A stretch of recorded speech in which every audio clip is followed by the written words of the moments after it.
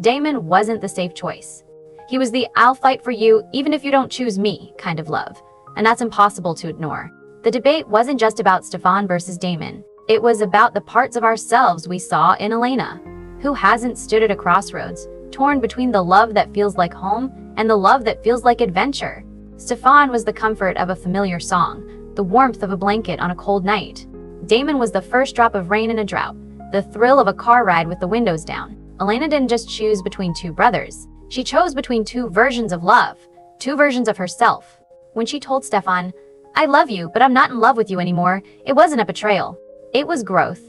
When she told Damon, "I can't imagine my life without you," it wasn't a mistake. It was honesty. And that's why we cared so much. This love triangle wasn't about drama for drama's sake.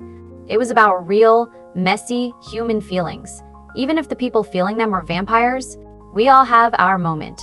That sealed the deal. Maybe it was Stefan carrying Elena out of the burning Gilbert house, his face covered in ash but his grip on her never loosening. Maybe it was Damon dancing with Elena in the rain, their laughter mixing with the thunder, like the world around them didn't exist. For some, it was the scene where Stefan let Elena go, telling her, "If you love him, then choose him."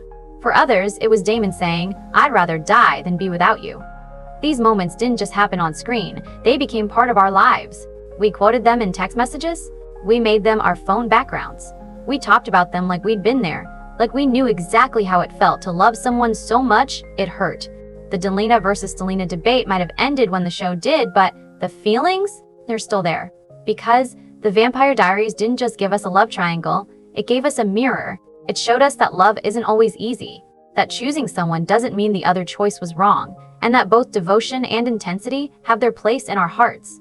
So let's ask again, which side were you on? Were you Team Stefan, the one who loved quietly and fiercely, who put Elena's happiness above his own? Or Team Damon, the one who loved loudly and recklessly, who taught Elena to embrace her darkness? Maybe you were like me, swinging back and forth, crying for Stefan one episode and swooning for Damon the next. And that's okay, because the best part of this debate wasn't picking a side, it was feeling something real, something that stayed with us long after the final credits rolled. At the end of the day, the Vampire Diaries wasn't just about vampires or witches or werewolves. It was about love, all kinds of love.